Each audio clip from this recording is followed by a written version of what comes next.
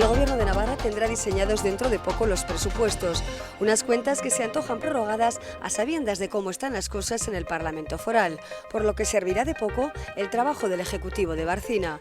Con presupuestos prorrogados no queda otra que el recorte de unas partidas que no son las que Navarra necesita 2 años después, porque todo ha cambiado. Lo único que el Gobierno de Navarra tiene claro es que el límite de gasto para 2014 se sitúa en 3.405 millones de euros, esto es 21 millones más que este año. Nuestra invitada de hoy es la responsable de que las cuentas cuadren y de controlar tanto los gastos como los ingresos en este momento tan convulso. Esta noche nos sentamos cara a cara con la consejera de Economía y vicepresidenta del Gobierno de Navarra, Lourdes Goicoechea.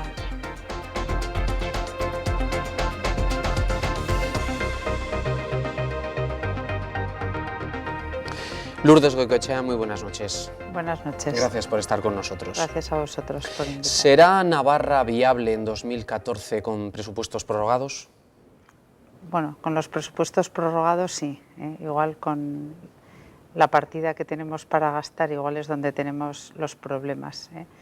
Al final los ingresos están teniendo un comportamiento a la baja, el déficit también se está ajustando. Para el 2014 tenemos un déficit de momento autorizado del 1% y la cantidad que tenemos para gastar, incluido TAP, son esos 3.405 millones que nos hacen o nos ponen ante un escenario de presupuestos pues complicado, sobre todo por las partidas que ya tenemos comprometidas. ¿Pero está asegurada la viabilidad de Navarra? Hombre, en principio sí, la viabilidad de Navarra sí, a pesar de que los presupuestos sean prorrogados. ¿Y siente impotencia de no poder acordar, de no poder acordar con otros grupos, de sacar adelante unos presupuestos que, decíamos en la introducción del programa, no son realmente los que Navarra necesita en estos momentos? Ustedes ahora mismo supongo que están redactando esos presupuestos que ustedes quieren para esta comunidad. Yo no sé si se va a sentar Unión del Pueblo Navarro con algún grupo siquiera para hablar, o se espera usted un carpetazo por parte de la oposición directamente. Hombre, a mí lo que me parece que la responsabilidad del momento que atravesamos nos exige es sentarnos y hablar de esos presupuestos. Unos presupuestos, como he dicho al empezar mi intervención, en principio complicados, porque tenemos 3.400 millones, de los cuales 1.000, casi 100, son para la partida de personal, 568 es para la aportación que tenemos que hacer al Estado, en torno a 120 es lo que estimamos que serán los intereses, los gastos financieros que tenemos que acometer el año que viene, 77 millones son para partidas cofinanciadas que tenemos que utilizar esa cantidad, porque luego nos viene ese dinero también de fuera. 70 millones tenemos para los peajes en la sombra que en este momento asumimos y 219 millones para haciendas locales, con lo cual tenemos una parte muy importante del presupuesto ya con partidas que tienen muy poca capacidad de ser movidas. En el resto, pues lo ideal sería que llegáramos a un acuerdo, en principio con el PSN, y yo creo que hay que intentarlo. Hablar ya de un techo de gasto casi supone o damos por hecho que estamos hablando de recortes, que es precisamente lo que el Partido Socialista y otros partidos de la oposición ponen encima de la mesa como para decir es que con esto no se puede negociar, con este techo de gasto ya no vamos a empezar a hablar.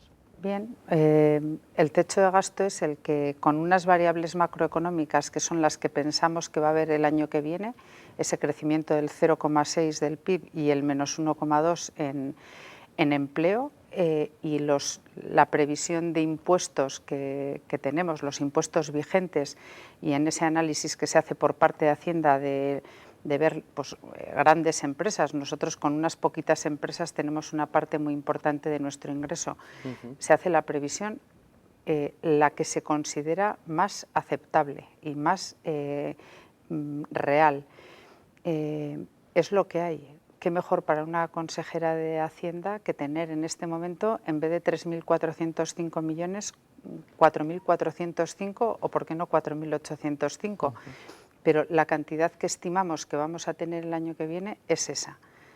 Con esa cantidad tenemos que intentar dar el mejor servicio a los ciudadanos. ¿Es poca? Es la que tenemos.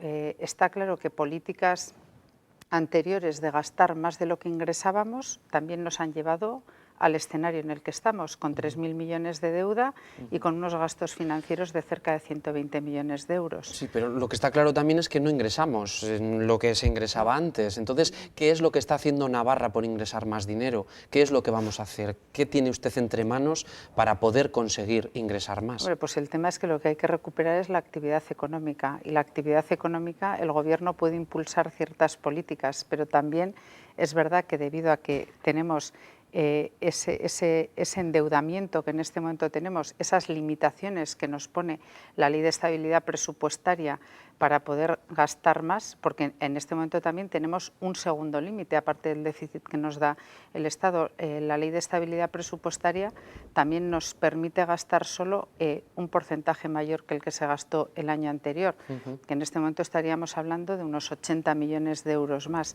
con lo cual, aunque generáramos más ingresos por la Ley de Estabilidad Presupuestaria, ese exceso de ingresos tendríamos que destinarlo a amortizar deuda, que tampoco sería una mala noticia. O sea, no podemos hipotecar tampoco el futuro de nuestros hijos o de los que vienen detrás nuestra. Entonces también tenemos que ser consecuentes, tenemos que mantener los servicios básicos, pero tenemos que tener una línea de gasto muy coherente y muy acorde a los ingresos que tenemos.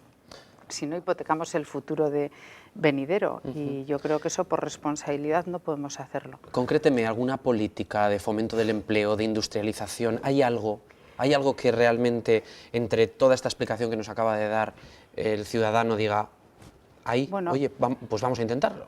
Hombre, a ver, me da la sensación de en que principio tenemos medidas que se han ido ya poniendo en marcha, bien medidas de incentivos fiscales, que algunos ya existían y otros se han mejorado.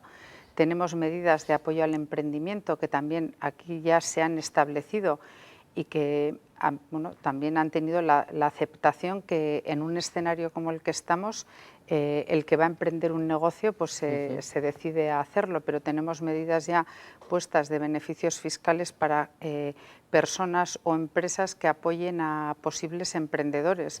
Un padre que quiere apoyar a su hijo a que ponga un negocio, si le da 100.000 euros, tiene 30.000 ya que recupera directamente en su declaración de renta. Ese tipo de medidas de ayudar a los emprendedores, todas las medidas de deducciones fiscales que son retornables, o sea, que no se quedan para compensar con ejercicios futuros, sino que si a un emprendedor que ha hecho una inversión tiene una deducción y no tiene cuota suficiente, Hacienda se la devuelve. ¿Por qué? Porque en las primeras fases del negocio necesitas tener tesorería. Un emprendedor puede ser una empresa o una persona física que haga una inversión fuerte, no tiene por qué ser un negocio pequeñito. Entonces, medidas de ese tipo se han ido adoptando, pero también tiene que haber una recuperación en el consumo, tiene que haber más confianza por parte del consumidor. Tenemos que transmitir más confianza también al ciudadano para que empiece a gastar y ese gasto también active la economía. Pero bueno, qué complicado es eso ahora. Todavía estamos en un momento muy delicado, tenemos 50.000 parados. Yo creo que lo que tenemos que ser es realistas con la situación que tenemos. Vamos a ser realistas con una cuestión en concreta, el fraude fiscal, que ustedes desde el Gobierno de Navarra el año pasado se nos vendió, por decirlo de alguna forma, que había capacidad también ahí de recuperar dinero. ¿Cómo está ese asunto ahora mismo? ¿Qué previsión manejan? ¿De qué estamos hablando? A ver, la lucha contra el fraude se hace permanentemente. De hecho, la inspección del Gobierno de Navarra siempre actúa reiteradamente todos los años. Yo, de hecho, en mi profesión anterior estaba en el otro lado del tablero cuando jugaba. Ahora lo que se han tomado medidas es más de control y de intercambio de información con diferentes organismos y agentes, bien con ayuntamientos, con la Seguridad Social, con la Administración Central, con la Agencia Tributaria, para que hagamos intercambios de información que lleven a que no haya evasión fiscal de una comunidad a otra, que esté cobrando una prestación y si tiene que declarar no la declare.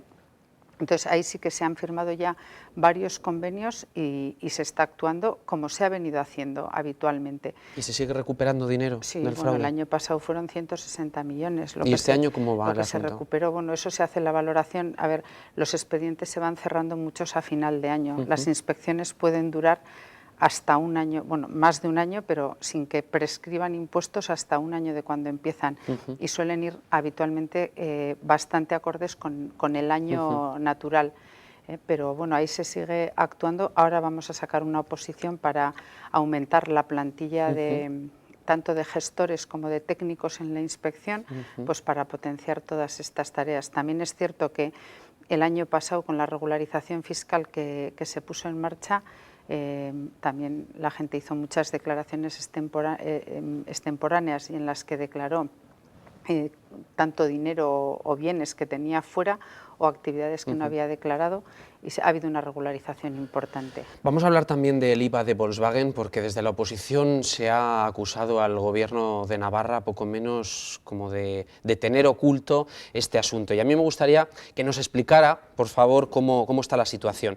Las empresas, por retrotraernos un poco a cuando se produjo el cambio, ¿no? Las empresas que exportan tienen más IVA soportado que repercutido las empresas que exportan. Bueno. Porque las exportaciones en esto no llevan IVA. Yo, por intentar explicarlo de una forma, usted luego me matiza, eso significa que este tipo de empresas tienen siempre un saldo de IVA a su favor que suele ser importante. Tenemos todos en la cabeza Volkswagen. Hasta ahora esta empresa pedía esa devolución al Estado y con la modificación que hicieron a quien piden ahora esa devolución es a la Hacienda Foral de Navarra. No, bueno, a ver, las empresas que bien realizan operaciones intracomunitarias, o sea, con otros países de la Comunidad Económica Europea o con exportaciones a terceros países, en el año 93, cuando ya entra en España, de hecho ya en la comunidad y empieza a operar ya el régimen intracomunitario, lo que ocurre es que cuando España comercializa algo, o Navarra comercializa algo fuera de nuestras fronteras, el IVA, en vez de devengarse aquí, en nuestra comunidad, se devenga en el destino. Entonces, vamos a imaginarnos una empresa que vende 1000. Lo normal es que si lo vende aquí dentro, tenga 210, vamos a suponer que es el IVA normal, de IVA repercutido. Al 21%.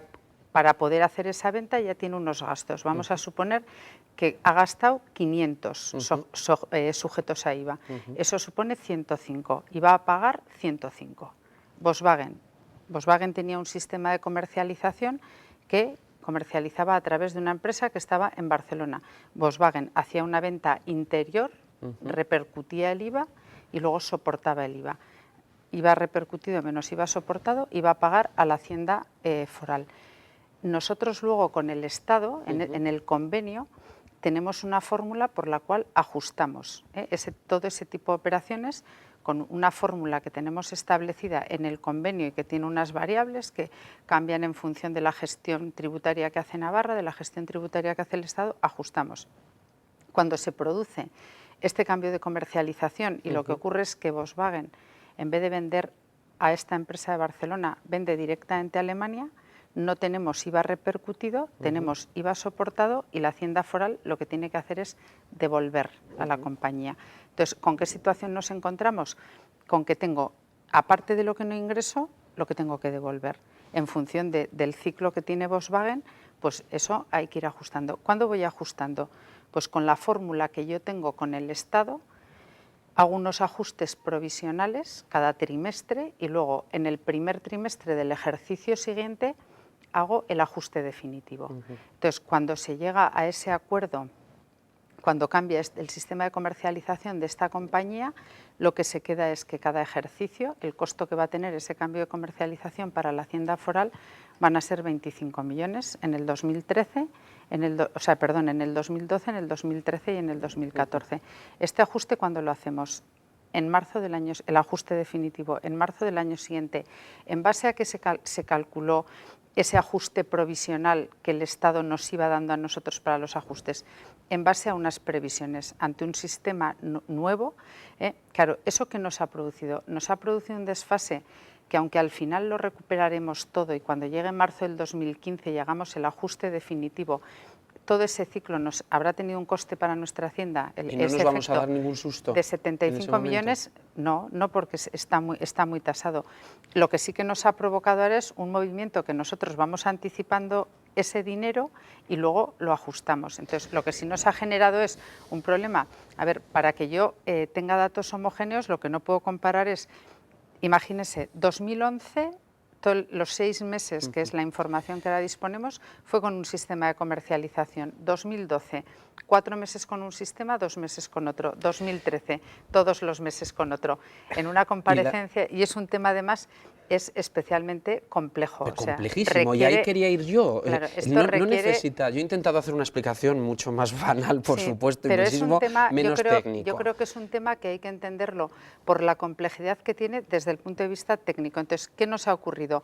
Dejamos de recaudar por recaudación directa y en el ajuste con el Estado lo ajustamos. Es decir, el convenio económico necesita una actualización urgente. Bueno, el convenio económico está, el quinquenio que cubría era 10-15, y luego tendremos un nuevo convenio. Esto tampoco es algo que podemos coger y decir, oye, que quiero cambiar el convenio. No, o sea, lleva unos ritmos, está establecido cómo tiene que funcionar y, hombre, ajustes puntuales de estas características son los que hay que ir haciendo. ¿Por qué? Porque, a ver, esto no es una cosa estática, esto es un tema dinámico y las cosas van cambiando. Entonces, en esos cambios que se producen, tampoco una comunidad puede, ahí va, porque una empresa ha cambiado su forma de actuar, no puede desaparecer o entrar en un sistema que casi me tenga que intervenir el Estado porque ha habido ese cambio, sino que tengo que ajustar lo que es lo que se ha hecho. En una entrevista que tuvimos usted y yo hace ya unos cuantos meses, recuerdo que hablamos del segundo modelo de Volkswagen como algo que iba a ser inminente o que podría llegar. Ha pasado ya muchísimo tiempo de esta historia. ¿Habrá un segundo modelo? ¿Tiene el Gobierno alguna novedad a este respecto? ¿Y qué futuro le pronostica a la planta de Volkswagen ahora que está negociando el convenio laboral? Yo creo que por partes. Primero está la negociación del convenio y después ya vendrá el planteamiento que está haciendo Volkswagen a nivel mundial de cómo va a hacer sus repartos de producción. ¿Puede poner el convenio en riesgo que el segundo modelo llegue a Navarra? Yo creo que una empresa multinacional que tiene plantas distribuidas por todo el mundo, lo que busca es la competitividad, con lo cual una de las partes importantes, o sea, hay plantas que igual pueden tener una mayor imputación de costes de personal o pueden tener igual menor coste de personal porque tienen una mayor industrialización. Yo creo que esta es una planta a ese nivel competitiva, pero también las condiciones laborales tienen que ser adecuadas a la circunstancia mundial que estamos viviendo.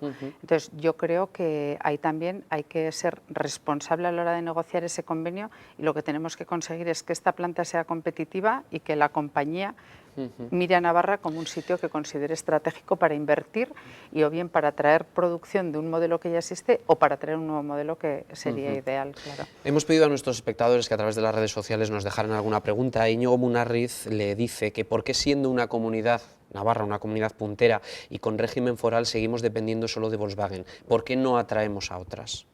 Hombre, yo creo que, a ver, de Volkswagen solo no dependemos, ¿no? Navarra, nuestra aportación industrial, o sea, la aportación que nuestra industria hace al PIB está pues en ese 28% cercano al 30%, ¿no?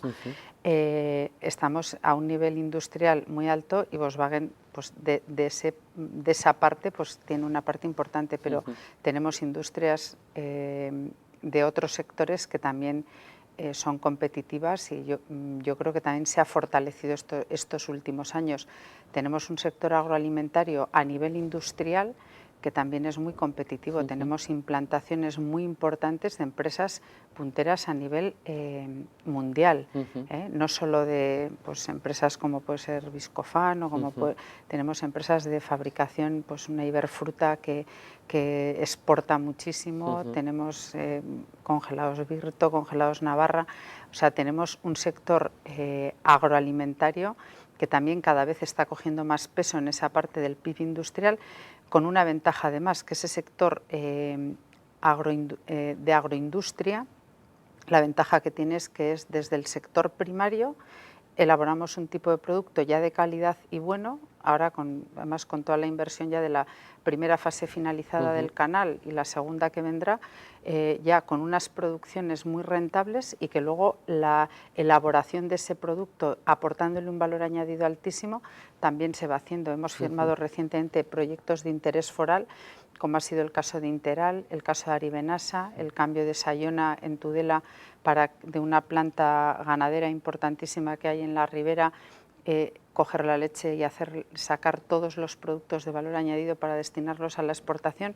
Y yo creo que ahí es donde sí tenemos una tarea importante. Tenemos un centro de investigación en materia agroalimentaria puntero a nivel nacional, como es el CNTA, que está aportando también un valor altísimo al sector agroalimentario, y yo creo que en esa diversificación, o sea, Volkswagen, es verdad que depender mucho de una empresa a veces es muy peligroso, o en una empresa depender mucho de un cliente, pero tenemos eso, vamos a mimarlo, vamos a tratarlo bien, vamos a hacer un buen convenio y luego vayamos diversificando a otros sectores. ¿Y qué es lo que tiene previsto hacer el Gobierno en la zona de Sakana, que es una de las más castigadas ahora mismo por el desempleo y la inestabilidad, no solamente económica, sino también política en la zona? A ver, yo creo que en la zona de Sakana el tema del desempleo azota, por desgracia, no porque sea nada positivo, también como está azotando en otras zonas también de Navarra.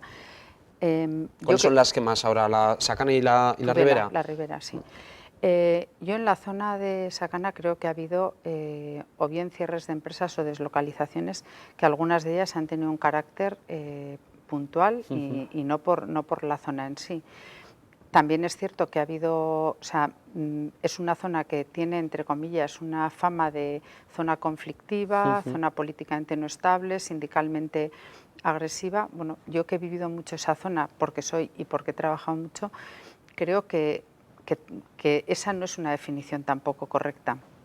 Es una zona que puede tener parte de ese componente, pero también es una zona que tiene empresas estables, sólidas, implantadas.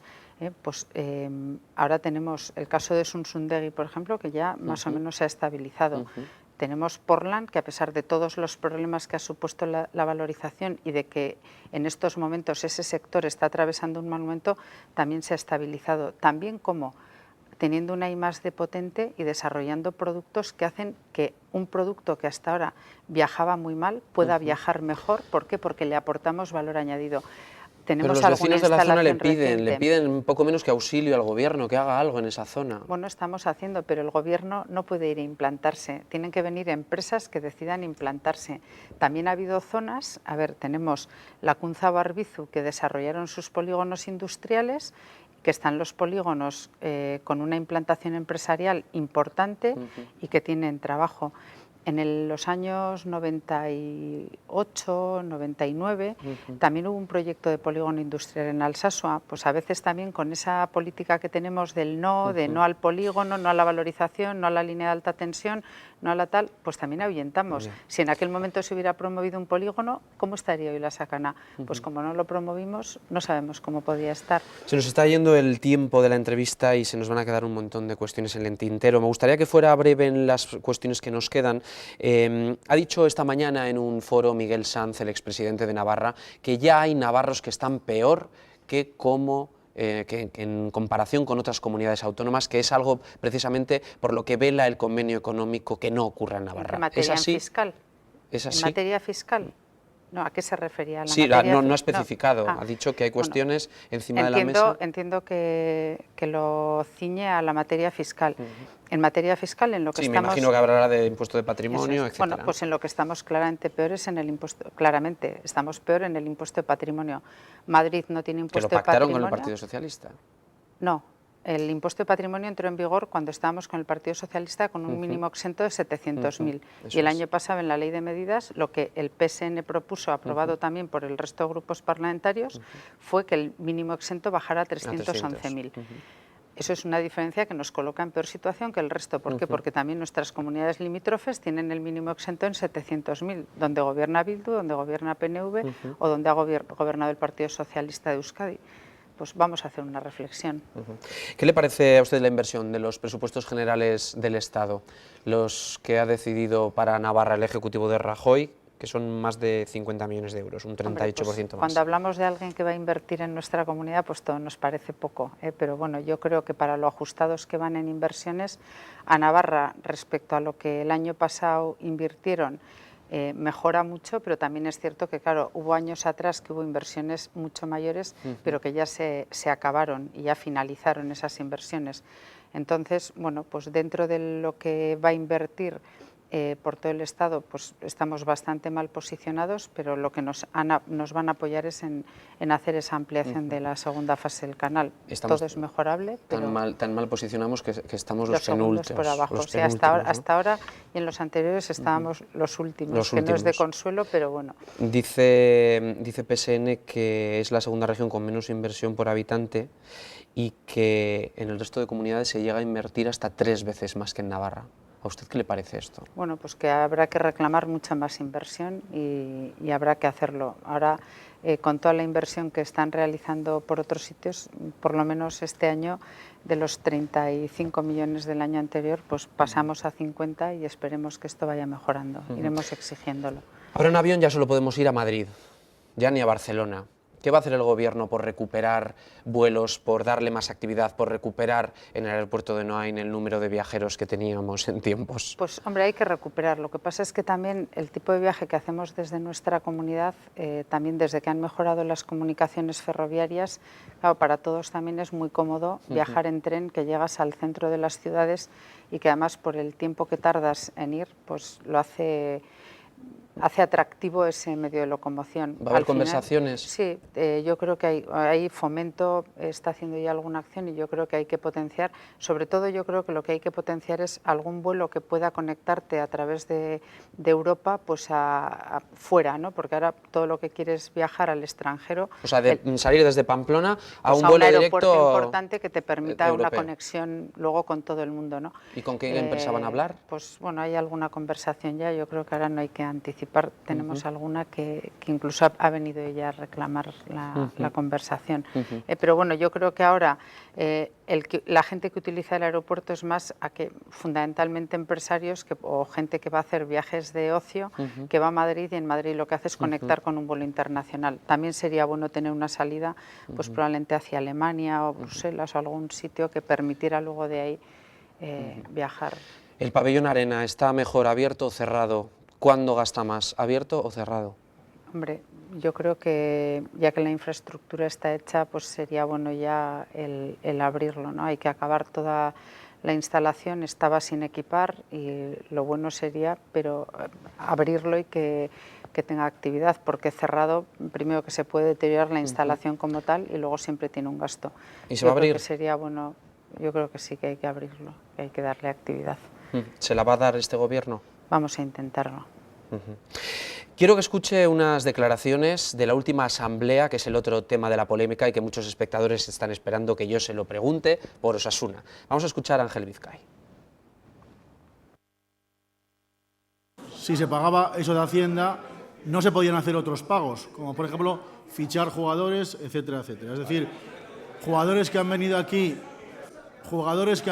con fichas altas no hubiesen venido en ese momento porque hubiese habido que pagar Hacienda. Y con Hacienda siempre se estaba en contacto y a base de patrocinios y demás, la propia Hacienda nos decía que en ese sentido no nos preocupásemos, que se llegaría a algún acuerdo y tal. Por lo tanto, se daba prioridad al pago de las fichas, al pago de las nóminas de los bancos y de los proveedores antes que la Hacienda. ¿A usted no se le ponen los pelos de punta escuchando esto? Bueno, yo cuando asumí la consejería que hoy represento, que fue la de Economía y Hacienda, coincidió con el cambio de presidente de Osasuna y lo primero que hice fue, vamos, lo digo porque estuvo en todos los medios de comunicación, fue llamarle y ya decirle que, bueno, pues que esa deuda que había, pues que se tenía que ir pagando. Yo lo que tengo que hacer es velar porque esa deuda se haga efectiva, se pague, y lo que tengo que decir es que de lo que se acordó en aquel momento pues se va cumpliendo. Con lo cual usted no reconoce estas palabras, es decir, la Hacienda de la que está hablando no es su Hacienda. Luego, en mi caso, a mí lo que me ha tocado es decirle que tiene que pagar como a cualquier otro contribuyente, darle el mismo trato que a cualquier contribuyente que tiene un momento de dificultad y seguir y persistir en que la deuda se pague, que es lo que cualquier contribuyente debe hacer con la Hacienda. ¿Qué compromiso hay actualmente? Porque creo que el año pasado se firmó la devolución de la deuda en 10 años, ha pasado ya uno, por lo cual quedarán unos 9 años. aproximadamente? A ver, la Ley General Tributaria de Hacienda lo que no le permite nunca es hablar de los datos concretos de un contribuyente. Eso por propia ley, porque Ya, sería pero es que un esto está en peligro. la calle, es que esto es voz populi, es que... No se puede. La propia ley lo prohíbe. Y cuando algún ciudadano nos falta por devolver un céntimo, ya está Hacienda en la puerta. ¿Con Osasuna Hacienda Bueno, va a estar en la puerta también? Está ya en la puerta? Está en la puerta. ¿Se va a Está en la cumplir la puerta. exigencia? Se va a cumplir. Se va a Está cumplir y clarísimo. desde Hacienda se vela porque se cumpla. ¿Usted entiende que se haya llegado a estas cantidades y a esta deuda? Bueno, yo puedo hablar desde que a mí me ha tocado hacerme cargo del departamento y lo que se ha hecho es pues requerir para que cumplan con sus obligaciones y que además pues que las obligaciones anuales las vayan cumpliendo rigurosamente. ¿Y qué ocurriría si uno de los plazos no se cumple? Pues ¿Cuál es la el medida que pues tomará el gobierno? El gobierno tiene garantías como con cualquier otro contribuyente, pero que, o sea, este caso es porque es muy mediático y está en la calle, pero Porque es muchísimo dinero, hay no son 1.000 euros. hay contribuyentes que también tienen sus deudas y Hacienda lo que les exige para aplazar una deuda es unas garantías determinadas y si se incumple con el pago se ejecutan las garantías. O sea, no ha habido trato de favor con Osasuna. Ha habido el trato que hay con cualquier contribuyente que tiene problemas para pagar sus deudas. Muchísimas gracias, Lourdes Goicoechea, consejera de Economía y vicepresidenta del Gobierno de Navarra. Gracias a vosotros. Buenas noches. Buenas noches.